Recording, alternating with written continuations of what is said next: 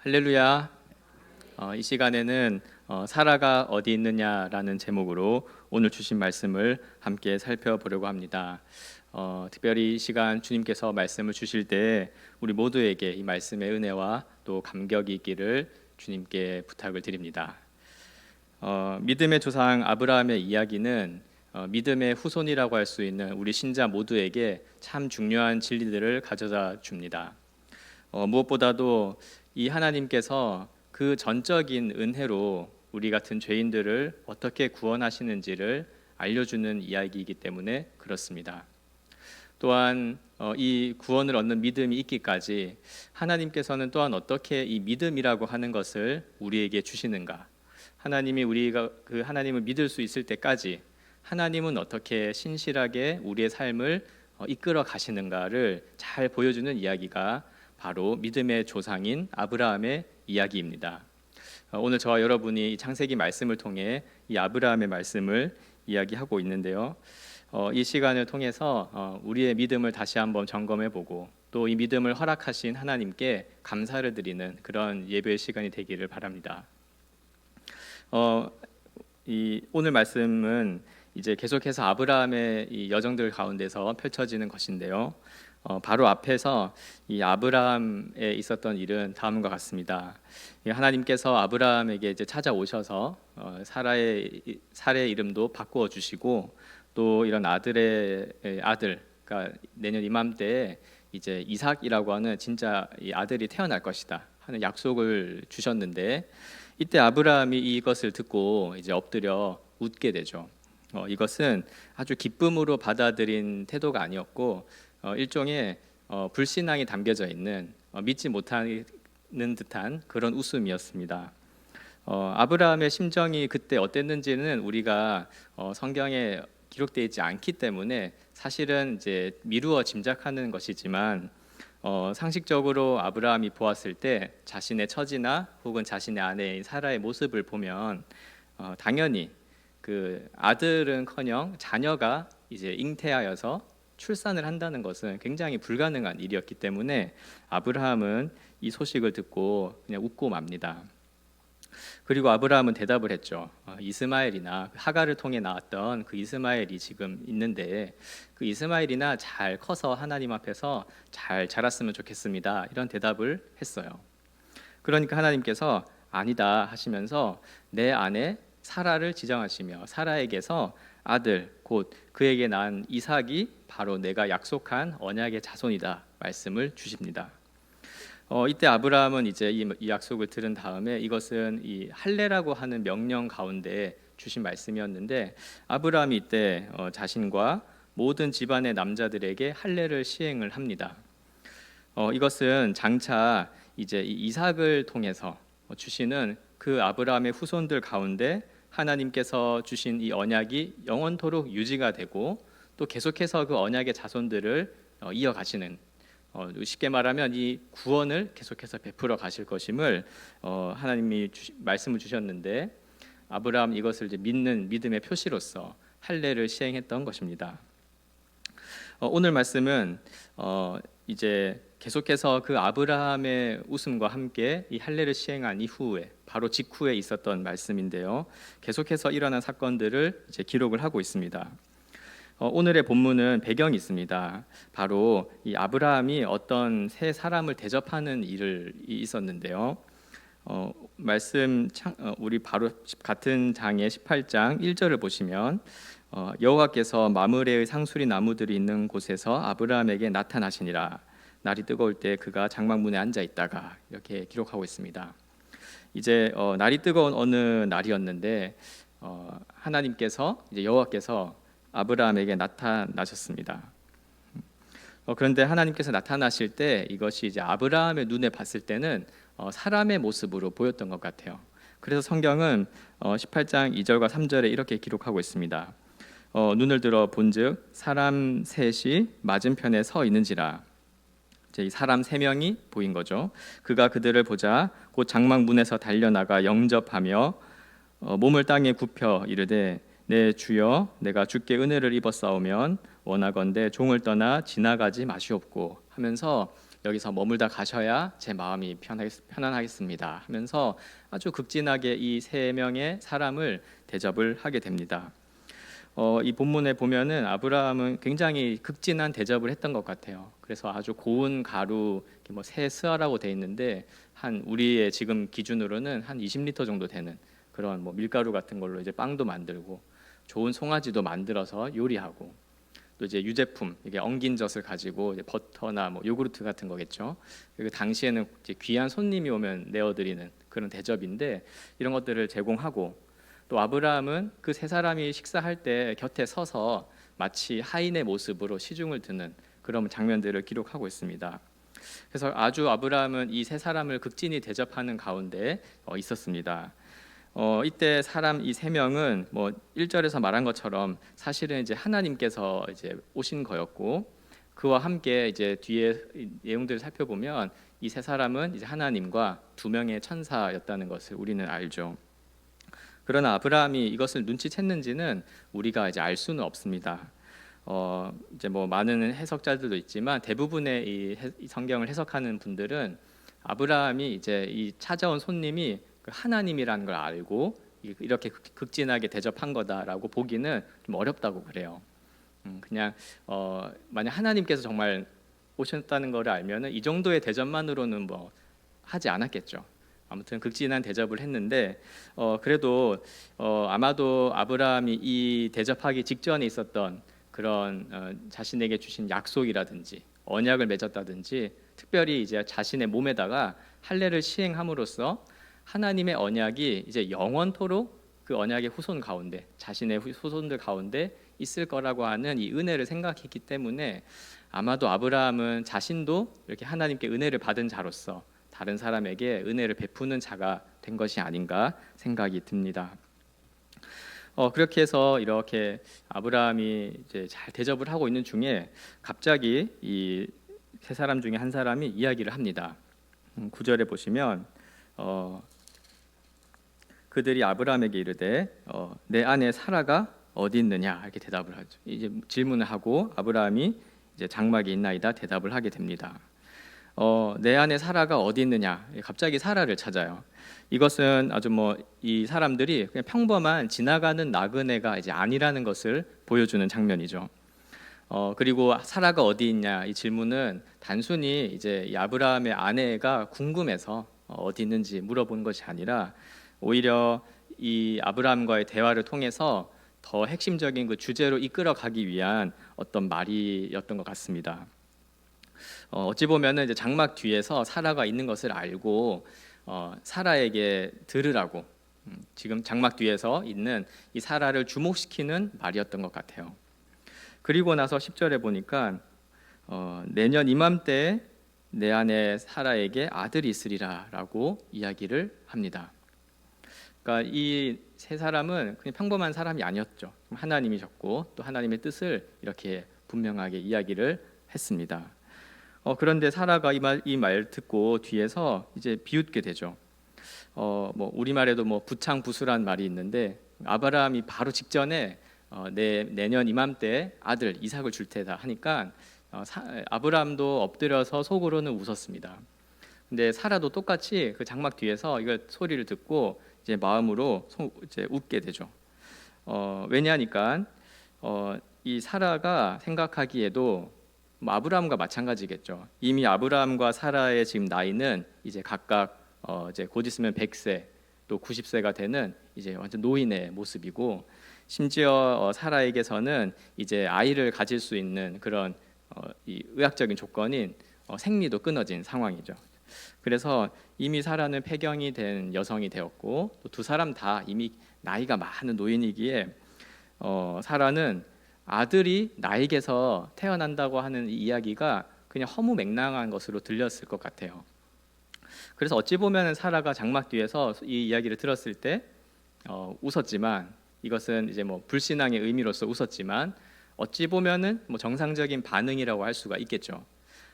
만약에 거기서 사라가 뒤에서 듣고 내년 이맘때 아들이 있을 거다 하는데 사라가 거기서 큰 소리로 아멘 이렇게 했다면 아마 아브라함에 있는 집안 사람들은 되게 이상한 눈으로 사례를 쳐다봤을 거예요. 왜 사라가 어떤 사람인지 지금 알고 있으니까 그런 것이죠. 그래서 이제 이런 사라가 이렇게 웃게 되고 속으로 이렇게 웃는데 이제 하나님께서 대답을 하십니다. 13절에 보니까 여호와께서 아브라함에게 이르시되 사라가 왜 웃으며 또한 이르기를 내가 늙었거늘 어떻게 아들을 낳으리로 하느냐 이렇게 질문을 하시죠. 그리고 이제 15절에 보니까 사라가 두려워서 부인을 합니다. 제가 웃지 않았습니다. 사라는 깜짝 놀랐겠죠. 이제 속으로 웃었는데 이 나그네 같은 사람들이 자기 속마음을 딱 들여다보고 그것을 딱 말하니까 아마 깜짝 놀랐던 것 같고, 그리고 이제 웃지 않았다 하는데 하나님께서는 이제 새 나그네를 통해서 아니다, 네가 웃었다 이렇게 확인을 하십니다. 이것이 이제 오늘의 이제 사건이었는데요. 오늘 사건을 좀 전체적으로 생각해 보면 이제 배경은 조금 다르지만 이삭의 출생을 예고한 것과 또 이 예고한 말씀을 듣고 웃은 것, 이것은 바로 직전에 있었던 아브라함의 웃음과 또 오늘 본문의 사라의 웃음이 아주 똑같은 반응, 또 똑같은 이야기가 이렇게 두 번 반복돼서 기록되었다는 것을 알 수가 있습니다. 사실은 아들을 주시겠다는 약속, 또 이것을 통해서 이것을 믿지 못하는 이 아브라함의 불신앙, 그럼에도 불구하고 하나님은 이 약속을 이루어 주실 것이라는 것을 이렇게 우리는 알고 있는데, 사라의 이야기를 통해서도 똑같은 이야기를, 똑같은 약속과 똑같은 반응과 그에 대한 하나님의 똑같은 또 대답을 우리에게 들려주시는 것이죠. 사실 이 똑같은 장면인데 주인공만 아브라함과 사라에서 바뀐 것이라고 볼 수가 있겠습니다. 이런 모습을 통해서 하나님께서는 아마도 이 구원의 진리에 관하여서 더 확실하고 또 더 풍성한 측면들을 알려주시고자 하는 것 같습니다. 그래서 오늘은 이 지난번에 아브라함의 이 웃음과 똑같은 모습의 사라의 웃음을 보면서 우리가 하나님이 주시는 중요한 진리 두 가지를 좀 생각해 보고자 합니다. 첫째로 오늘 본문 말씀이 우리에게 주시는 이 메시지는 하나님께서는 오늘 말씀을 보니까 이 사라의 처지를 이제 불쌍히 여기시고 찾아오셔서 은혜로운 약속을 주신다고 하는 점입니다.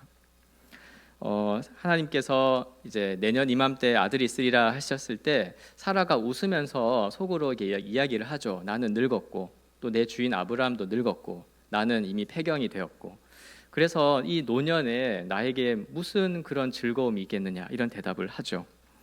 내게 무슨 즐거움이 있으리요라고 하는 이 말에서 알 수 있듯이 사라는 이 얼마 전 하갈에게서 이스마엘이 태어난 이후부터 계속해서 처음부터 그랬지만 이 자식이 없이 그런 노년의 세월을 살고 있었던 한 늙은 여인이었습니다.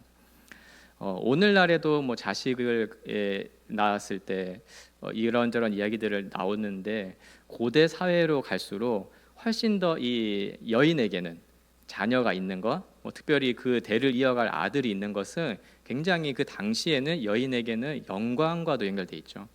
그런데 사라는 어떤 처지냐면 그가 오래전부터 사실 불임이었고, 그리고 계속해서 이제 세월을 흘러가다가 이제 지금 노년이 되어서 마지막 삶을 살고 있는데 여전히 자식이 없는 그런 삶을 살고 있는 것이죠.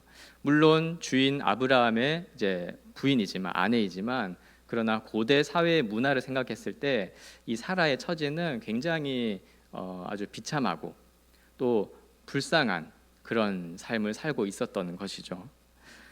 그런 사라에게 하나님은 오늘 장면을 통해서 사라가 지금 어디 있느냐라고 말씀하시면서 이 장막 뒤편에서 어떤 즐거움도 또 소망도 없이 살아가던 그런 사라를 찾으시는 것입니다. 그리고 심지어 내년에 이맘때 아들이 너에게 태어날 것이라고 하는 이 놀랍고도 은혜로운 약속을 하나님은 직접 사라에게 주시는 것이죠. 이런 말씀을 생각할 때 우리에게도 적용되어지는 점이 있을 것 같습니다. 그것은 바로 우리 하나님께서는 우리들을 불쌍히 여기시고 은혜를 주시기 위하여 찾아오시는 하나님이심을 믿어야 한다는 것입니다. 우리가 말씀을 통해서 경험한 것은 아니지만 말씀을 통해서 우리는 분명히 알고 있죠. 우리 모두는 사실 본래 이 아담의 허리에서 잉태되어 태어나서 모두가 이 죄 가운데 살아가고 있는 존재였습니다. 이 죄로 인해서 하나님과의 관계가 끊어졌기 때문에 사실 우리는 이런 세상의 흐름 속에서 이것저것 기회를 얻고 도전도 해보고 성공도 해보고 실패도 해보면서 이런 좌충우돌하는 삶을 살아가고 있지만 근본적으로 하나님과의 관계가 끊어졌던 자이기 때문에 무엇이 정말 우리의 인생의 목적인 것인지, 또 무엇이 진짜 참된 생명인 것인지, 또한 무엇이 참된 즐거움인지를 모른 채 살 수밖에 없었던 그런 존재였죠.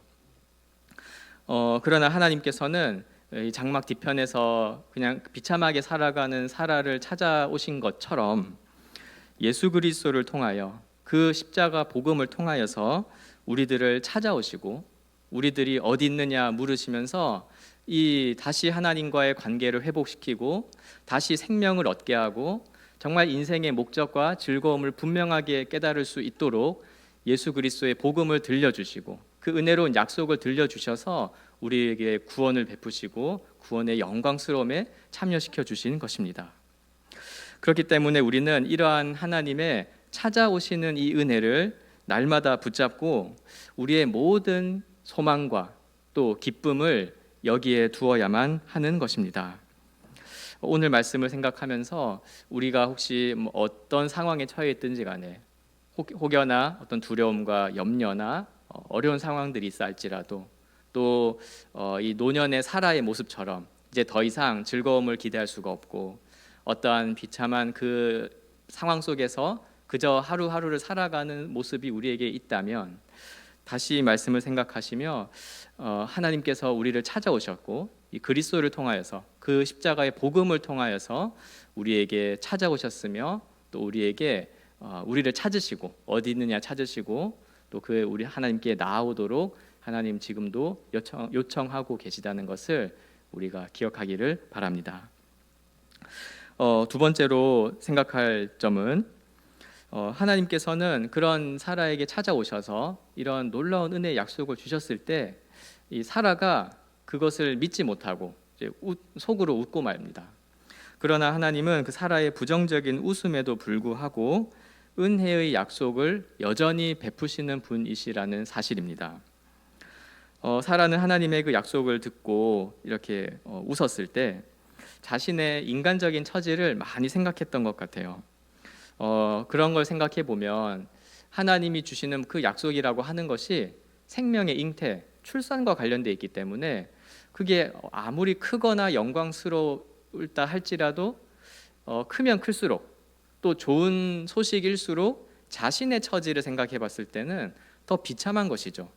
자신의 이 죽은 몸에서는 더 이상 자녀가 나올 수 없는 상태이기 때문에 그 약속을 듣는 것이 오히려 더 비참하거나 혹은 더 좌절감을 느낄 수도 있었을 것 같습니다.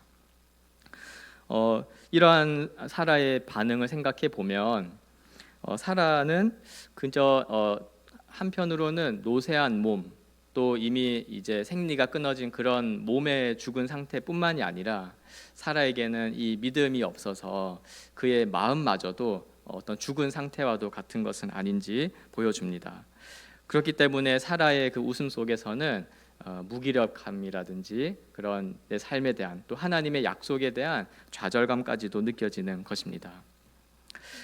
그러나 하나님께서는 이런 사라의 부정적인 반응을 보시면서도 다 받아주시고 도리어 격려하시며 믿음을 북돋아 주시는 장면을 우리는 보았습니다. 우리 14절의 말씀을 같이 한번 읽어보겠습니다. 여호와께 능하지 못한 일이 있겠느냐? 기한이 이를 때에 내가 내게로 돌아오리니 사라에게 아들이 있으리라. 아멘. 여기서 하나님께서는 이 사라에게 대답하실 때 너가 이제 웃기 전에 먼저 말씀하시죠. 여호와께 능하지 못한 일이 있겠느냐라고 말씀을 하십니다.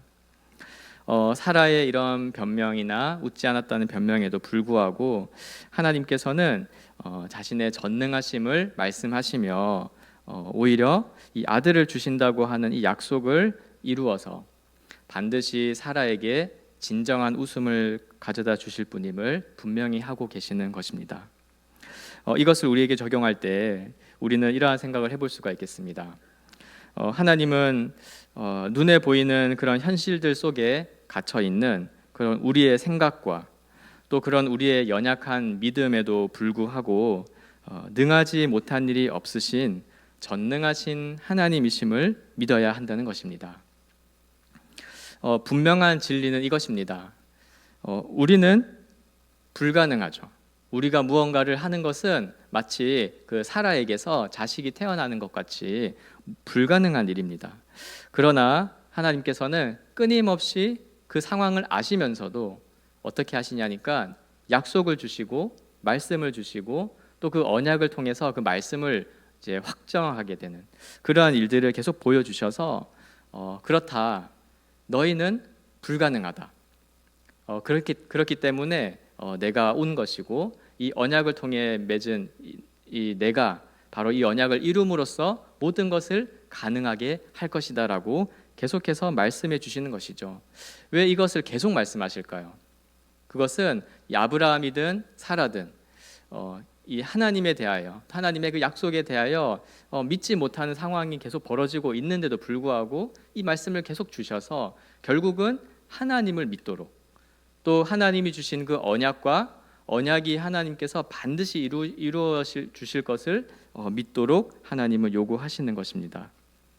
그래서 이 분명한 진리인 우리는 불가능하지만 하나님께서는 가능하시다는 이 진리를 믿기를 원하시는 것이죠. 우리에게 적용해 볼 때 사실 죄인인 우리가 하나님 앞에서 의인이 되는 것은 불가능한 일입니다. 그러나 하나님께서는 어떻게 가능하게 하십니까? 바로 예수 그리스도의 십자가의 은혜를 통해서 그를 믿는 우리 모든 죄인들을 의롭다 하시고 또 의인으로서 여겨주시며 그렇게 살아갈 수 있도록 가능하게 하시는 것이죠. 죄인인 우리가 하나님과 교제하며 영원히 사는 것은 불가능한 일입니다. 그러나 하나님께서는 예수 그리스도를 통하여서 우리 죄인들 찾아오시고 또 교제하시며 그리스도 안에 있는 영원한 부활의 생명을 주셔서 영원토록 하나님과 교제하게 하는 것을 가능하게 하시는 분이시죠. 또한 죄인인 우리가 이러한 우리 개인의 무기력함이나 혹은 인생의 어떤 외로움들 속에서 벗어나서 정말 기쁨을 누리는 것은 사실은 불가능한 일입니다. 그러나 하나님께서는 우리들을 그리스도 안에서 다 연합하게 하시고 그리스도의 영이신 성령 안에서 의와 평강과 희락을 주심으로써 우리를 기쁨 가운데 우리에게 참된 즐거움 가운데 살아가게 하시는 이 일을 가능하게 하신 분이심을 우리는 믿어야 할 것입니다. 나는 혹은 우리는 불가능하지만 하나님이시라면 가능하다라고 하는 이 진리를 굳게 믿고 모든 삶의 순간들을 살아가는 것이 참된 믿음이며 또한 참된 지혜라고 하는 사실을 우리가 기억해야 할 것입니다. 하나님은 전능하시다. 그래서 하나님은 모든 것이 가능하시다라고 하는 믿음을 붙들 때 한 가지 생각할 것이 있습니다. 그것은 많은 사람들이 오해하는 것이기도 하는데요. 하나님이 말씀하신 것처럼 여호와께 능하지 못한 일이 있겠느냐 하시면서 하나님은 전능하시다 이렇게 말씀을 하실 때 하나님은 전능하시니까 이제 우리의 어떤 처지나 또 우리가 하나님께 요청하는 그 소원들을 하나님이 다 들으시고 또 이루어 주셔야 된다라고 하는 것은 아닙니다.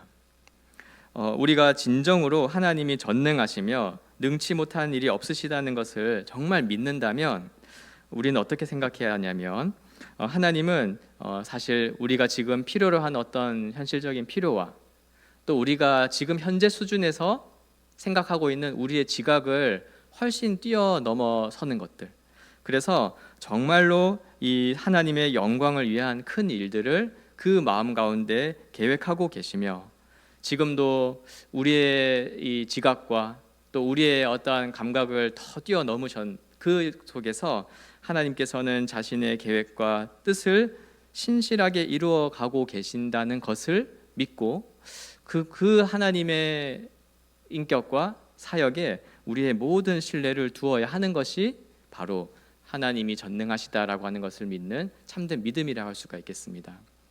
그래서 우리가 간절한 마음으로 또 현실적인 필요가 분명하기 때문에 우리는 간구하고 또 무엇이든 구하라고 주님께서도 하셨기에 우리는 간구하며 기도하지요.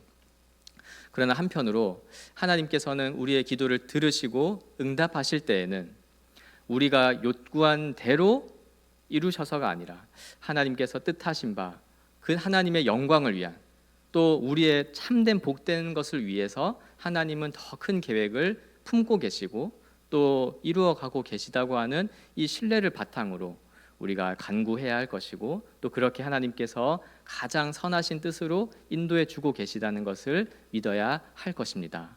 이러한 믿음이 하나님은 전능하시다, 하나님은 능치 못한 일이 없으시다라고 하는 믿음의 내용이라고 할 수가 있겠습니다.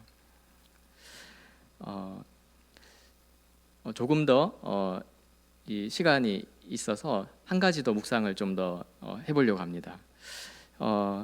우리가 이러한 하나님의 찾아오시는 은혜, 또 우리의 이런 어떤 불신앙, 부정적인 반응에도 불구하고 자신의 신실하심을 계속해서 나타내시며 이렇게 믿음을 주시려고 하는 이 하나님을 생각할 때 우리는 또 한 가지 더 적용할 것을 생각할 수가 있습니다. 그것은 바로 이러한 하나님의 찾아오시는 은혜와 또 하나님의 그 전능하심이 바로 우리 인생의 토대가 되어야 한다는 것입니다. 오늘 본문 말씀에서는 우리가 다 읽지 않았지만 앞절에서 아브라함이 이 새 나그네를 대접한 것을 배경으로 하고 있다고 살폈습니다.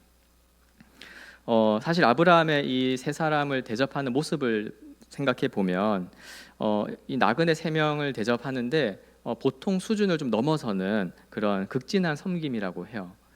그래서 원래 이제 이 유목민들 사회에서는 지나가는 손님을 잘 대접하는 것이 본래 이제 풍습이기도 하지만 성경에 기록된 아브라함의 섬김을 보았을 때는 굉장히 높은 수준의 아주 존귀한 손님을 대하는 그런 섬김이라는 것을 알 수가 있습니다. 그런데 아브라함이 사실 본래 이런 사람은 아니었죠. 우리가 기억나는 장면들이 몇 개가 있는데 아주 대표적으로 아브라함은 굉장히 자기 자신만을 위해서 이렇게 행동했던 사람이었습니다.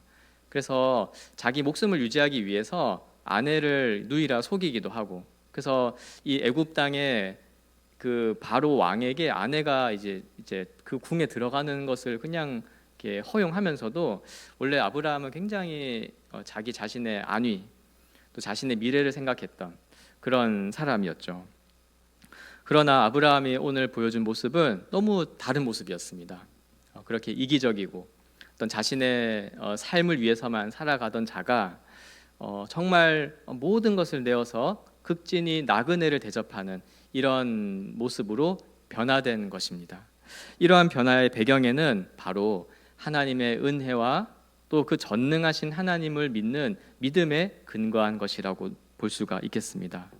그래서 하나님께서 이렇게 아브라함을 찾아오시고 은혜 가운데 약속을 주시고 또 그런 순간들 속에서 정말 말씀하신 대로 신실하게 돌보시는 그런 경험들이 또 그런 은혜들이 아브라함을 변화시킨 것이죠.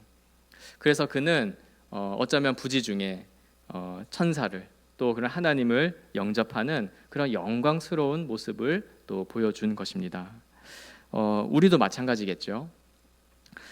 우리가 정말 하나님의 말씀과 또 성령의 인도하심을 받아서 이런 하나님의 은혜들을 경험하고 또 어떤 경우에는 단 순간이 아니라 어떤 기간을 통해서 또 한 세월을 통해서 정말로 그 순간에는 내가 몰랐지만 지나놓고 다시 되돌아보니 하나님의 은혜가 맞구나, 그리고 정말로 하나님이 전능하신 분인 게 맞구나, 그래서 내 삶을 이렇게 인도하셨고 우리들을 인도하셨고 또 우리 동산교회를 이끌어가고 계시구나 라고 하는 이러한 믿음들을 이제 얻게 되면 우리도 아브라함처럼 변화가 이루어질 것입니다. 어떤 보통 수준의 어떤 것을 넘어서는, 그래서 정말 사랑함과 또 섬김으로 이웃을 잘 돌보고 또 우리 지체들을 잘 돌보는 모습이 우리 안에서 나타날 것입니다. 그래서 정말 이 모습을 통해서 저 사람이 진짜 살아계신 하나님을 경험한 자구나, 하나님의 은혜와 또 하나님의 돌보심을 경험했기에 이 세상에서는 찾아볼 수 없는 저런 섬김을, 저런 대접을 할 수 있는 것이구나라고 세상 사람들은 알게 되겠죠. 곧 이런 하나님의 은혜를 경험하고 또 하나님의 전능하심을 믿는 믿음의 모습을 통해서, 우리의 그런 모습을 통해서 바로 천국의 모습이 이 세상 가운데 드러나게 되는 것입니다. 그래서 오늘 하나님께서 이 사라를 찾아오시고 또 그런 은혜를 베푸시는 것이 우리가 믿어야 할 믿음의 내용이면서도 또한 우리의 삶의 토대가 되어서 우리도 남을 잘 대접하고 또 우리도 그것을 통해서 하나님의 은혜와 인도하심을 증거하는 그런 삶으로 나아가야 할 것입니다. 말씀을 맺습니다. 하나님께서는 오늘 이 아브라함의 극진한 섬김을 받는 가운데 그의 아내 사라를 찾으시고 아브라함에게 주셨던 은혜의 약속을 똑같이 사라에게도 들려주셨습니다. 이것은 장막 뒤에서 그런 불임과 노쇠함 가운데 살아가던 이 사라를 찾아오신 하나님의 은혜이자 또 구원의 소식이었습니다. 또한 이때 하나님은 사라가 처한 현실을 너무나 잘 알고 계셨습니다. 그래서 절망적인 현실로부터 나오는 그런 사라의 그런 쓴 웃음을 다 받아주시고 오히려 그녀의 믿음을 격려하고 북돋아 주셨습니다. 이러한 하나님의 말씀과 행하심은 오늘 우리로 하여금 하나님이 정말 어떤 분이신지를 다시 한번 생각하게 만듭니다. 그렇습니다. 우리의 불신앙과 연약함에도 불구하고 하나님은 주권적으로 자신의 뜻을, 그 언약을 이루어 가시는 분이십니다. 그리고 하나님께서는 이 언약 안에서 이것저것 현실을 따지는 아브라함이나 사라, 또 그리고 우리를 다 받아주시고 인내하심으로 우리를 이끌어가고 계시는 것입니다. 그래서 예수 그리스도를 통해서 이제 우리에게 모든 것을 주시고 또 우리의 인생의 의미를 알게 해주시고 그를 통하여 우리 안에 새 생명이 들어온 것을 깨달아 참된 웃음이 나오도록 인도하고 계시는 것입니다. 오늘 말씀을 생각하며 이 자리에 계신 저와 여러분 모두가 이러한 하나님의 역사를 믿고 더 전능하신 하나님에게 깊이 더 깊은 감사와 또 깊은 신뢰를 두고 그런 믿음으로 살아가며 또한 하나님을 섬기는 우리 모두가 되기를 주님의 이름으로 축원합니다. 기도하겠습니다. 하나님 아버지, 오늘 주신 말씀을 통하여 하나님이 주신 이 기쁨과 소망을 잃어버린 채 죄 가운데 살아가던 저희들을 불쌍히 여겨주시고 먼저 찾아오셔서 우리에게 이 구원의 소식 예수 그리스도의 이름을 들을 수 있는 그런 은혜를 허락하심에 감사를 드립니다. 우리가 불신앙과 연약함들 때문에 때로는 하나님의 구원의 약속들을 잃어버리기도 하고 또 현실에서 보이는 이런저런 조건들을 생각할 때도 많습니다. 마치 장막 뒤에 있었던 사라처럼 하나님의 약속과 구원하심을 듣고도 좀처럼 나의 문제에서 빠져나오지 못하여 마음속으로는 하나님을 신뢰하지 못하는 그런 모습도 있습니다. 이러한 죄를 주님 앞에 회개하오니 용서하여 주시고 하나님께서 예수 그리스도를 통하여 가져다 주신 구원을 날마다 떠올리며 여호와께서 능하지 못한 일이 있겠느냐라고 하는 이 성경의 말씀을 우리 심령 가운데 붙잡게 하여 주옵소서. 이러한 지혜와 믿음을 우리 각 사람과 온 교회에 허락해 주셔서 이 모든 것으로 하나님께 영광을 돌리며 하나님을 섬기는 우리 모두가 되게 하여 주옵소서. 이 모든 말씀을 예수님의 귀하신 이름으로 기도합니다. 아멘.